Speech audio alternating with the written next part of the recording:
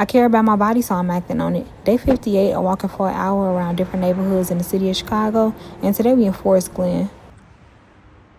Your girl is suited and booted. I got my gloves. Don't play with me. Let's go on our walk. So Forest Glen is the larger community area, and it compromises the smaller neighborhoods of Forest Glen, Edgebrook, and Sauganash, as well as sub-neighborhoods of Sauganash Park, North Edgebrook, Old Edgebrook, and Wildwood. Started at the Forest Preserve and began walking in Old Edgebrook, and I immediately heard a new bird, so I pulled out my Maryland app, and I heard a blue jay. Yeah, I was staring at this tree trying to figure out where it was and trying to spot it, but I could not. I didn't even spot a northern cardinal. But the homes over here, when I say they were big, I'm talking about huge. This guy done been through a thing or two, and y'all, I saw this grand tree. I feel like this tree has probably seen some of everything in life. I don't know, I'll be showing respect to the trees.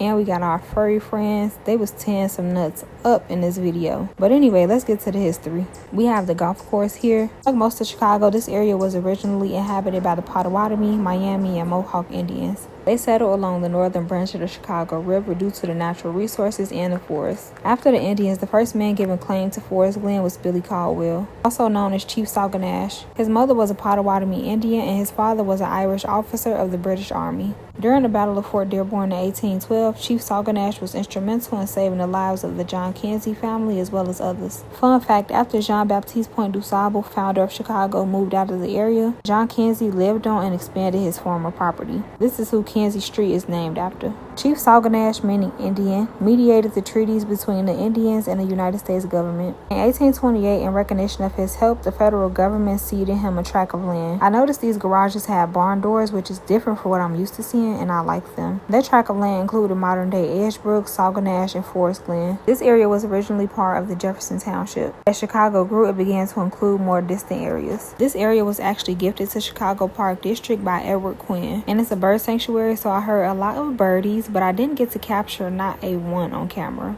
or with my natural eye, to be honest. And this house is so nice, but it also gives me plantation vibes. This area grew with the expansion of the commuter rail lines. With commuter stops in Forest Glen and Edgebrook, commuter settlement was encouraged by the 1880s. Captain Charles Hazelton founded the first church in the area, built the home that still stands today, and subdivided 10 acres for additional development. Milwaukee Railroad executives created a residential retreat alongside the golf course. This house was ready for Halloween, and I believe I was walking in that retreat today.